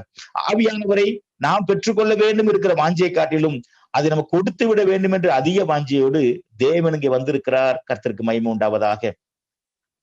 இப்ப நம்ம ஜெபிக்க போறோம். சரி, ஜெபிக்க போய் என்னைய ஜெபம் பண்ணணும், என்னை பரிசுத்தப்படுத்துன்னு கேட்கணுமா, அல்லது என்னை ஆசீர்வதிங்கன்னு கேட்கணுமா? நான் சொல்றது நல்லா கவனிங்க. ஒரு 3 ஸ்டெப் சொல்றேன், கவனிங்க. அதன்படியே நீங்க ஜெபம் பண்ணுங்க, நீங்க அபிஷேகத்தை பெற்றுக்கொள்ள முடியும். முதலாவது ஸ்டெப் என்ன கவனிங்கள். அங்கே சாரோட முக்கியமான ஒரு நேரம், ஜெபத்துக்கு முன்பு கவனிக்க வேண்டிய ஒரு விஷயம் கவனியுங்கள். முதலாவது நீங்கள் செய்ய வேண்டிய காரியம் கேட்க வேண்டும். நீங்க இருக்கிற இடத்துல எங்க இருந்தாலும் சரிதான், முழங்கால் படி போட்டுருங்க. பக்கத்துல யாரையும் பார்க்காதீங்க, தனியாவே போயிருங்க. போய் நீங்க முழங்கால் போட்டுருங்க. முழங்கால் போட்டு ஒன்னே ஒண்ணு செய்யுங்க. தேவனே, உடைய பரிசுத்த ஆவியினாலே நீர் என்னை நிரப்பும். தேவனே, உடைய பரிசுத்த ஆவியினாலே நீர் என்னை நிரப்பும். லூக்கா 11:13 சொல்லப்பட்டிருக்கிறது, பொல்லாதவர்களாகிய நீங்கள் உங்கள் பிள்ளைகளுக்கு நல்ல ஈவுகளை கொடுக்க அறிவித்திருக்கும் போது பரமபிதாவானவர் தம்மிடத்துல வேண்டிக் கொள்றவங்களுக்கு பரிசுத்தாவியை கொடுப்பது அதிக நிச்சயம் அல்லவா? வேண்டிக் கொள்றவங்களுக்கு அதிக நிச்சயமா கொடுத்துறேன்னு சொல்லியிருக்கிறாரு. வேண்டுதல்ல என்னன்னா கேட்கிறது. கேட்கிறவங்களுக்கு நான் பரிசுத்தாவியை கொடுப்பது அதிக நிச்சயம் அல்லவா என்று ஆண்டவர் வாக்கு கொடுத்திருக்கிறார். எனவே முதலாவது நீங்கள் வாயை திறந்து, தேவனே உடைய பரிசுத்தாவியினாலே நீர் என்னை நிரப்பும் என்று கேட்க வேண்டும். 2வது, ஆவியானவரை பெற்றுக்கொண்டோம் என்று விசுவாசிக்க வேண்டும். வேதம் சொல்லுகிறது, கேளுங்கள் அப்பொழுதும் கொடுக்கப்படும், கேட்கிற எவனும் பெற்றுக்கொள்கிறான். ஒரு சித்தத்தின்படி கேட்டா நாம் பெற்றுக்கொள்வோம் என்பதல்ல, பெற்றுக்கொண்டோம் என்று வேதம் சொல்லுகிறது. எனவே ஆவியானவரை பெற்றுக்கொண்டோம் என்று சொல்லி 2வதாக விசுவாசிக்க வேண்டும். 3வதாக அந்நிய பாஷைகளை பேச வேண்டும். வேதம் சொல்லுகிறது மார்க் 16:17 விசுவாசிக்கிறவர்கள் நவமான பாஷைகளை பேசுவார்கள். அப்போ 2 வாசித்தோம் போடப்பட்டிருக்கிறது, அவர்கள் ஆவியானவரால் நிரப்பப்பட்டு ஆவியானவர் தங்கள் வரத்தின்படி வெவ்வேறு பாஷைகளிலே பேச தொடங்கினார்கள். வெவ்வேறு பாஷைகளிலே பேச தொடங்கினார்கள். அந்நிய பாஷை பேசுறது யாரியா? நாம தான் பேசுறோம். சொந்தமா பேசுறது இல்ல, ஆவியானவர் கொடுக்கிற ஏவுதலின்படி நாம் பேசிக் கொண்டிருக்கிறோம். பேசுகிறோம். சோ கேட்க வேண்டும், விசுவாசிக்க வேண்டும், பேச வேண்டும். ஏற்கனவே அபிஷேகம் பெற்றிருக்கேன் பிரதர், நான் என்ன செய்யணும்? அப்ப நீங்களும் அதே ஜபம்தான், நீங்களும் அதே ஜபம்தான். ஆண்டவரே நிரப்புங்கன்னு கேளுங்க, நிரப்புனா அவர் நிரப்புவாரு. அந்நிய பாஷை பேசிக்கிட்டே இருங்க. ஏன்னா அபிஷேகத்திற்கு அளவே கிடையாது. அது கணுக்கால் அளவு, முழங்கால் அளவு, இடுப்பளவு, நீச்சல் ஆழம். அபிஷேகத்திற்கு அது அளவே கிடையாது. எனவே யார் அபிஷேகம் பெற்றவங்க பெறாதவங்க எல்லாரும் இப்ப ஒரே ஜபம் தான். பரிசுத்தப்படுத்துங்க. வேற எந்த காலம் ஜெபம் பண்ண வேண்டாம். உங்களை ஆண்டு பரிசுத்தப்படுத்த கொண்டு வந்திருக்கிறாரு. சோ இப்ப நீங்க கேட்க வேண்டியது, தேவனே உங்களுடைய பரிசுத்த ஆவியினாலே நீரை நிரப்பும். நிரப்புறதுக்காக ஸ்தோத்திரம் சொல்லுங்க. சொல்லும் பொழுதே எதையோ பேசுற போல தெரியும். வாயை திறந்து நீங்க பேசுங்க, பேசிக்கிட்டே இருக்கலாம். ஒரே ஒரு வார்த்தையா தெரியும், ஒரே வித்தியாசமான ஒரே ஒரு வார்த்தையா தெரியும், ஒரு எழுத்தா தெரியும். நீங்க அதை உச்சரிக்க ஆரம்பிச்சிட்டீங்கன்னா நீங்க மணிக்கணக்காக அந்நிய பாஷை பேசிக்கொண்டே இருக்க முடியும். சோ நீங்க அந்நிய பாஷை பேசும்பொழுது, ஆடு அனுப்பப்படும் பொழுது கை தட்டணும் போது கை தட்டுங்க, குதிக்கன்னா குதிங்க, ஆடுன்னா ஆடு, கொஞ்சம் ஃப்ரீயா உங்களுக்கு விட்டு கொடுங்க. இறுக்கமா வச்சுக்கிட்டு ஆண்டவரே நிரப்பு நிரம்ப நிரம்ப இருக்காது, கொஞ்சம் ஃப்ரீயா விட்டு கொடுங்க. ஆவியானவர் வலுக்கட்டாயமா நம்ம மேல இறங்க மாட்டார், வலுக்கட்டமா இறங்க மாட்டார். யாரெல்லாம் நிரப்புங்கன்னு விட்டு கொடுக்குறாங்களோ, யாரெல்லாம் தாகத்தோடு விருப்பத்தோடு கேட்கிறாங்களோ, யாரெல்லாம் அதை இறுதி திறந்து கொடுக்கிறாங்களோ, அந்த பாத்திரத்தை நிரம்பி வழியும்படியாய் நிரப்புகிறவர் நம்முடைய ஆண்டவர். நம்முடைய பாத்திரத்தை நிரம்பி வழியப்படுகிறவர் நம்முடைய ஆண்டவர். சோ நம்ம இப்ப ஜெபிக்க போகிறோம். எல்லோரும் தயவு செய்து, நான் கொஞ்சம் ஜெபம் நடத்துவேன். அதற்கு பின்பதாக பிரதர் ஜேசன் ஜெபம் நடத்தி ஜெபம் முடிப்பாங்க. எல்லோரும் கண்களை மூடி இருக்க இடத்துல முடிந்தால் முழங்கால் படிக்கிட்டுக் கொள்ளுங்கள். நம்ம ஜெபிக்க போகிறோம். இருக்க இடத்துல நீங்க அப்படியே முழங்கால் படிக்கிட்டு ஹல்லேலூயா, glory to God, glory to God. எல்லாரும் கண்களை மூடிருங்க. ஒருவேளை நீங்க டிவி அந்த சூம் நிகழ்ச்சியை நீங்க வீடியோ பார்க்கணும் அவசியம் இல்ல, நீங்க ஆடியோ மட்டும் கேட்டு நீங்க அப்படியே நீங்க ஜெபத்தில் தரித்திருக்கும்படியாக அன்போடு உங்களை கேட்கிறேன். கண்களை மூடி எல்லோரும் வாய்களை திறந்து, தேவனே உம்முடைய பரிசுத்த ஆவியினாலே நீர் என்னை நிரப்பும், தேவனே உம்முடைய பரிசுத்த ஆவியினாலே நீர் என்னை நிரப்பும். எல்லாரும் வாயை திறந்து கேளுங்க. ஓ உமக்கு நன்றி ஆண்டவர். எல்லாரும் வாயிலை திறந்து கேளுங்க, சத்தியத்தை உயர்த்தி கேளுங்க, மனசுக்குள்ள கேட்காதீங்க. தேவனே உம்முடைய பரிசுத்த ஆவியினாலே நீர் என்னை நிரப்பும் என்று கேளுங்க. தேவனே உம்முடைய பரிசுத்த ஆவியினாலே நீர் என்னை நிரப்பும் என்று கேளுங்க. தேவனே உம்முடைய பரிசுத்த ஆவியினால் நீர் நிரப்பும் என்று கேளுங்க. ஹல்லேலூயா, ஹல்லேலூயா, ஹல்லேலூயா. அருமையான தம்பி கேட்கிற உங்களை, அருமையான பிரதர்ஸ் கேட்கிற உங்களை, தம்முடைய ஆவியினால் நிரப்பும் என்று கேட்கிற உங்களை தேவன் இப்போ தம்முடைய ஆவியினாலே அவர் நிரப்பிக் கொண்டிருக்கிறார், அவர் நிரப்பிக் கொண்டிருக்கிறார், அவர் நிரப்பிக் கொண்டிருக்கிறார், அவர் நிரப்பிக் கொண்டிருக்கிறார், அவர் நிரப்பிக் கொண்டிருக்கிறார், நிரப்பிக் கொண்டிருக்கிறார். ஆண்டவர் தம்முடைய ஆவியினாலே நிரப்பி விட்டார். அந்நிய பாஷையில பேச ஆரம்பிங்க, அந்நிய பாஷையில பேச ஆரம்பிங்க. ஓ ரபல தீரபோலி மந்தர போரியா கல தரபல, ஓ ரிபாபா கதல சந்தர போதர மல தீல போதர பலி தியந்தர துரியா கல தரபல. தம்பி நிரப்பிட்டார், தம்பி நிரப்பிக் கொண்டிருக்கிறார், உன்னை நிரப்பிக் கொண்டிருக்கிறார். அருமையான பிரதர்ஸ் உங்களை நிரப்பிக் கொண்டிருக்கிறார், நிரப்பிக் கொண்டிருக்கிறார். அந்நிய பாஷையில பேச ஆரம்பிங்க. ஓ ரபல தீரபதல சந்தர போதர பலி அந்தர துரியா கல தலபா, ஓ ரபகர தர தீல போதர மக்கர தல தீல போலி மீதி மந்தர தியா கல தரபலா. Holy Ghost moving, Holy Ghost moving, Holy Ghost moving, Holy Ghost moving. அபிஷேகத்தை பெற்றுக்கொள்ளுங்கள், ஆவியானவரை பெற்றுக்கொள்ளுங்கள். திமந்தர தியா கல தரபலா. ஓ ரமதர சங்கர தீல பதுரி திமந்தர பதல தீல பதுரி திமக்கல தரபலா. ஓ நிரப்பிக் கொண்டிருக்கிறார், நிரப்பிக் கொண்டிருக்கிறார், நிரப்பிக் கொண்டிருக்கிறார். எவரிபடி ஒவ்வொரு நிரப்பிக் கொண்டிருக்கிறார், நிரப்பிக் கொண்டிருக்கிறார். ஓ ரபல தீல பதல சங்கர தர பதர தியா கல தரபல யா கல தரபல. உன் ஆவிக்குரிய வாழ்க்கைக்கு உதவி செய்யும்படியாக, உன்னுடைய சரீர வாழ்க்கைக்கு உதவி செய்யும்படியாக, உன்னுடைய ஊழிய வாழ்க்கை உதவி செய்யும்படியாக உன்னை அவர் நிரப்பிக் கொண்டிருக்கிறார், நிரப்பிக் கொண்டிருக்கிறார், நிரப்பிக் கொண்டிருக்கிறார். ஓ ரபல தீரபதல சங்கர தல பதுரி அந்த ரபல. கட்டில் தண்டு விழுந்து கொண்டிருக்கிறது, தண்டைகளை கத்தர் உடைத்துக் கொண்டிருக்கிறார், உடைத்துக் கொண்டிருக்கிறார். ஓ ரபாலி அந்த ரபதி அக்கல தரபா. வாயை திறந்து பேசு, வாயை திறந்து பேசு தம்பி, தம்பி வாயை திறந்து பேசு. நிரப்பிட்டாரு, சந்தேகப்படாத, நிரப்பிட்டாரு, நிரப்பிட்டாரு. Holy Ghost filling you, Holy Ghost filling you. Receive the power of God, receive the Holy Ghost. ஓ ரபபதர தீல பதுரி விதி மந்தர பதல தியக்கல தரபலா. அவர் நிரப்பிக் கொண்டிருக்கிறார், நிரப்பிக் கொண்டிருக்கிறார், நிரப்பிக் கொண்டிருக்கிறார். ஒவ்வொருவர் நிரப்பிக் கொண்டிருக்கிறார், ஒவ்வொருவர் நிரப்பிக் கொண்டிருக்கிறார், ஒவ்வொருவர் நிரப்பிக் கொண்டிருக்கிறார். ஓ ரபல தீரபலி அந்த ரபதர சமதர பதல தீரபதி அக்கல தரபலா. ஓ ரிபல தீரபதுரி விதி மந்தர பதி அக்கல தரபா. உன் சிரசின் மீது விசேஷத்த ஒரு ஐக்கியம் ஊற்றப்படுகிறது, ஒரு அபிஷேகம் ஊற்றப்படும். இதுவரை பெற்ற அபிஷேகம், ஒரு புதிய அபிஷேகம், ஒரு புதிய கிருபை, ஒரு புதிய பலன், ஒரு புதிய வல்லமை. ரபகதர சங்கர தீலபதரபலா. ஓ ரபகர தீலபதர சங்கர தலபதி அந்தரபலா. அந்நிய பாஷை பேசிக்கிட்டே இரு, அந்நிய பாஷையில பேசிக்கிட்டே இரு. இதுவரை பேசாத பாஷைகள், இதுவரை பேசாத பாஷைகள், அபிஷேகம் பெற்றிருக்கலாம். ஒரே பாஷையை பேசி இப்ப புதிய பாஷை மாறிக்கொண்டிருக்கிறது. புதிய அபிஷேகம் இருந்து புதிய பாஷை மாறுகிறது, உன் பாஷை மாறுகிறது, அந்நிய பாஷை மாறுகிறது, புதிய பாஷையில பேசிக்கிட்டே ஓ ரபலா தீரபதி அந்த ரபதியா கல தரபலா ஓ ரபகர தர தீரபதுரி விதி மந்த ரபதியா கல தரபலா ஓ ரபகர தர தீலபதுரி விதி மந்த ரதியா கல தரபலா. கடைசி நாட்களிலே மாம்சமான யாவர் மேலும் என் ஆவி ஊற்றுவேன் சொன்ன ஆண்டவர் இப்பொழுது அவர் உண்மையிலே ஊற்றி கொண்டிருக்கிறார். தம்முடைய ஆவி அளவில் ஊற்றி கொண்டிருக்கிறார். Receive the power of God. Receive the power of God. Receive the Holy Ghost. ஊற்றப்பட்டு கொண்டிருக்கிறார். உண்மையில் ஊற்றப்படுகிறார். இருக்க இடத்த வசம் ஊற்றப்பட்டு கொண்டிருக்கிறார். ஓ ரபபலி அந்த ரபதரபலா ஓ ரபகரதர தீலபதுரி விதி மந்தரதரபலியா கலதரபலா ஓ ரபகரதல சங்கர தீலபதுரி அந்தரபலியா கலதரபலா. ஊற்றப்பட்டு கொண்டிருக்கிறார். ஹல்லேலூயா, ஹல்லேலூயா, ஹல்லேலூயா. ஒரு வழிந்தோடு ஒரு அபிஷேகம் என் பாத்திரம் நிரம்பி வழிகிறது. என் பாத்திரம் நிரம்பி வழிகிறது. என் பாத்திரம் நிரம்பி வழிகிறது.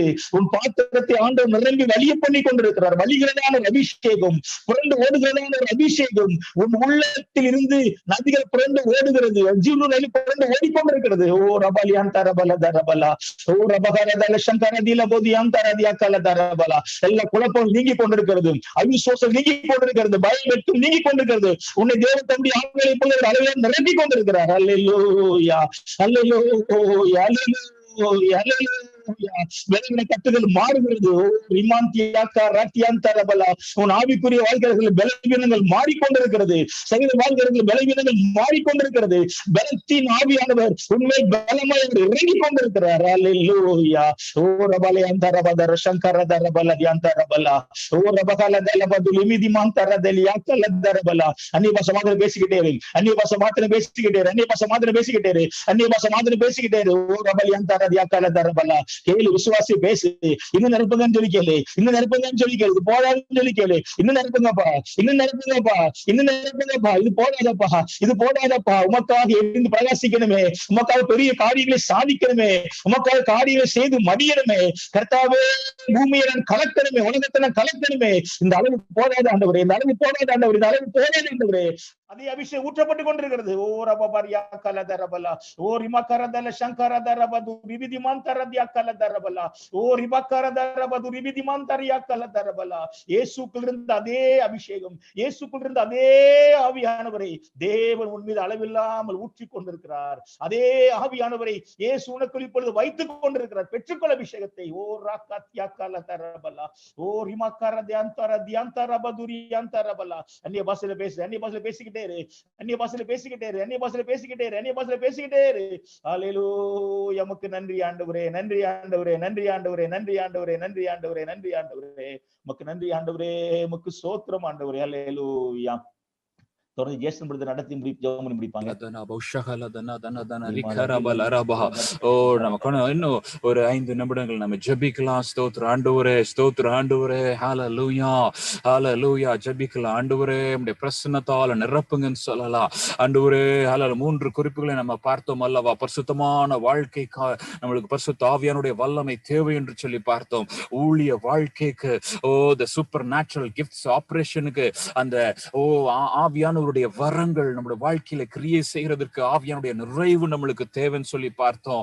நம்முடைய வாழ்க்கைக்கு ஒவ்வொரு நாளும் நம்ம நடை போடுகிறதான இந்த உலக வாழ்க்கைக்கு ஆண்டவருடைய ஞானமும் ஆண்டவருடைய வழிநடத்துதலும் தேவைன்னு சொல்லி நம்ம பார்த்தோம். ஆண்டவர் அநேகரை தொற்றிருக்கிறார். இன்னும் நிறைய பேருக்கு ஒரு சந்தேகம், எனக்கு ஒரு மாதிரி இருக்கேன், எனக்கு ஒரு மாதிரி இருக்கு, எனக்கு வார்த்தைகள் வரலையே, எனக்கு என்னன்னு புரியல, எனக்கு சரியா தெரியலையே அப்படின்னு சொல்லி நிறைய குழப்பங்கள் இருக்கலாம். ஆனா நீ உன்னை மாத்திரம் நல்லா புரிந்துக்கணும். ஆவியானவர் வரும் பொழுது ஒரு நிச்சயமாக ஒரு தொடுதலை நீ உணர முடியும். ஒருவேளை ஒரு அழுது ஜெபிக்கணும் போல தோணலாம், இல்லைன்னா ஏதோ ஒரு நாட்கள் அந்த ஆண்டவர் புதிய பாஷைகளை ஆண்டவர் கொடுத்திருக்கலாம். இல்லை என்று சொன்னால் ஏதோ ஒண்ணு நான் செய்யணும் அப்படின்னு சொல்லி நம்மளுக்கு ஒரு பெரிய ஒரு சந்தோஷத்தை ஆண்டவர் நம்மளுக்கு தந்திருக்கலாம். இல்லை என்று சொன்னால் இன்னும் சிலருக்கு ஆண்டவர் ஒரு பெரிய ஏதோ யாரோ தொட்டது போல இருக்குது. அதாவது அனுபவங்கள் மாறலாம். ஒவ்வொருத்தருக்கும் வேற வேற மாதிரி இருக்கலாம். அது ரொம்ப இம்மெட்டீரியல். அது எப்படி எப்படி இருந்தாலும் நீர் ஒன்றை மாத்திரம் நீங்க புரிந்து கொள்ளணும், ஆண்டவர் நிரப்பி கொண்டிருக்கிறார் என்று சொல்லி, நிரப்பப்பட்டு கொண்டிருக்கிறேன்னு சொல்லி பிசாசு முதலாவதாக நம்மை தடுத்து இந்த கிருபா வரங்களை நம்ம வாழ்க்கையில கிரியை செய்ய விடாமல் செய்வதோடு முதல் ஒரு அந்த அஸ்திரம் அவிசுவாசம் தான். ஐயோ எனக்கு இல்லையோ தந்தாரோ இல்லையோ அப்படிலாம் கிடையவே கிடையாது. நீங்க ஜெபம் பண்ணீங்கன்னா ஆண்டவர் நிச்சயமாகவே தந்திருப்பார். ஹல்லேலூயா, ஹல்லேலூயா. இன்னும் ஒரு விஷயம் கூட நாடு சமூகத்தில் நம்ம வாஞ்சியோடு கூட ஆண்டவரே நீர் எனக்கு தந்ததுக்காக நன்றின்னு சொல்லி எல்லாம் நன்றி சொல்லி ஆண்டவர் கொடுக்கிற அந்த பாஷைகளையும் ஆண்டவர் கிரியை செய்கிற வரங்கள் இன்னையில இருந்து நம்ம வாழ்க்கையில புதிய வரங்கள் கிரியை செய்ய போகிறது. உங்களுடைய வலது கையை உங்க தலை மேல வைத்து நீங்க ஜெபம் பண்ண போறீங்க. இது எதுக்கு அடையாளமாக இருக்கிறது அப்படின்னு சொன்னா, நம்முடைய வாழ்க்கையில ஆண்டவர் நம்மளுக்கு தந்திருக்கிற வரங்கள் கிரியை செய்கிற நேரமா இது காணப்படும். அது உன்னுடைய கை அல்ல, அது ஆண்டவராகிய இயேசு கிறிஸ்துவனுடைய கை. ஹல்லேலூயா. உங்க வலது கை எடுத்து உன் தலை மேல வைத்து நீங்க ஜெபம் பண்ண ஆரம்பிங்க பார்க்கலாம். நன்றி சொல்ல ஆரம்பிங்க பார்க்கலாம். நன்றி ராஜா, உம்முடைய அபிஷேகத்திற்காக நன்றி, உம்முடைய வரங்களுக்காக நன்றி. இன்றிலிருந்து ஹல்லேலூயா ஒன்னிலிருந்து ஆண்டவருடைய அபிஷேகம் ஒரு பெரு வல்லமாய் புறப்பட போகிறதற்காக நன்றி. உன் வாயை விரிவாய் தர எல்லா விசுவாசத்தையும் இயேசுவின் நாமத்தால் செய்து கொண்டே புறப்படுத்தி ஜெபிக்கிறேன். அநேகருக்கு பயத்தின் ஆவிகள், ஐயோ நான் இதை ஜெபம் பண்ண முடியாது, ஐயோ எனக்கு பிரசங்கம் பண்ண தெரியாது, நான் 4 பேருக்கு முன்னாடி எனக்கு நின்று பழக்கமே இல்லை அப்படின்னு சொல்றவங்களுக்காக கர்த்தருடைய வார்த்தை, இதோ பலத்தை நீ பெற்றுக்கொள். மகனே மகளே நீ பலத்தை பெற்றுக்கொள். ஆண்டவர் உன்னை வைத்து செய்ய வேண்டிய காரியங்கள் எல்லாம் ஆண்டவர் நிறைவேற்ற போகிறார். அவருடைய பலத்தினால நிறைவேற்ற போகிறார். உன்னுடைய குறைவுகள் எல்லாம் நிறைவாய் மாறப்போகிறது. இயேசுவின் நாமத்தினாலே ஜெயத்தை கூறுகிறேன். இயேசுவின் நாமத்தினால இந்த கடைசி காலத்துல ஆண்டவரே ஹல்லேலூயா உமக்குன்னு சொல்லி ஒரு கூட்ட வாலிபர்களை நீர் எழுப்பிக் கொண்டு இருக்கிறீர். அதற்காக நன்றியோடு கூட துதிக்கிறேன். எல்லா அவிசுவாசத்தின் பயங்கள், ஹெசிடேஷன்ஸ், எல்லா கூச்ச சுவாபங்களை கொடுத்து செயல்பட விடாத ஆண்டவரை தடுத்து கொண்டிருக்கிற அந்த ஹாரத்தின் கட்டுகள் இயேசுவின் நாமத்தினாலே முறிவதாக. ஹல்லேலூயா. உங்கள் அநேகர் பின்னாடி இருக்கிறீங்க. ஆண்டவர் சொல்றார், நீ முன்னாடி வருகிற நேரம் வந்துருச்சுப்பா, நீ முன்னாடி வருகிற நேரம் வந்துருச்சு, நீ எனக்காக செயல்படுகிற நேரம் வந்து விட்டது, எனக்காக ஹல்லேலூயா சாட்சி பகிர்கிற நேரம் வந்து விட்டது, நீ தைரியமா எந்திரிச்சு சொல்லணும்னு சொல்லி ஆண்டவர் சொல்றார். ஹல்லேலூயா. அவங்க என்ன நினைப்பாங்க, இவங்க என்ன நினைப்பாங்கன்னு சொல்லி இதுவரைக்கும் நிறைய இடத்துல நீ எனக்காக நீ இன்னும் சாட்சி பகராம நீ தடுத்திருக்கிற, உன்னையே நீ தடுத்திருக்கிற. ஆண்டவர் சொல்றார், இன்றிலிருந்து நீ எனக்காக வைராக்கியமா எழும்பு. அந்த வைராக்கிய ஆவியானவர் உனக்குள்ளே வந்து விட்டார்.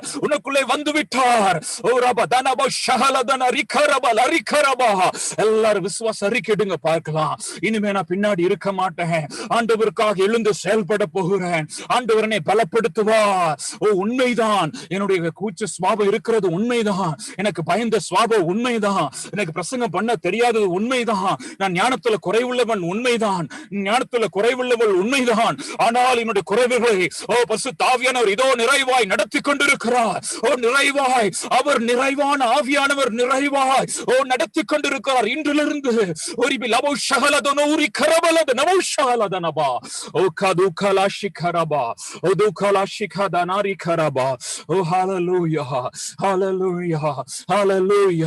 இன்னும் ஒரு குறிப்புக்காக நம்ம ஜெபிக்க போகிறோம்.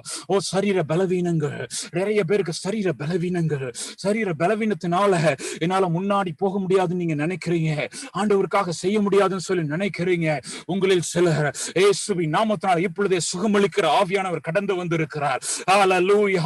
உன்னுடைய சரீரத்துல டாக்டருடைய ரிப்போர்ட் எதுவா இருந்தாலும் இப்பொழுது அந்த பலவீன பகுதியில் உன் கையை வை. ஆண்டவர் ஹல்லேலூயா இப்பொழுது காயப்பட்ட கரம் வந்து தொட்டு உன்னை முழுமையாய் ஹல்லேலூயா ஒரு முழுமையாக உன்னை மாற்றிக் கொண்டிருக்கிறது, முழுமையாக உன்னை மாற்றிக் கொண்டிருக்கிறது.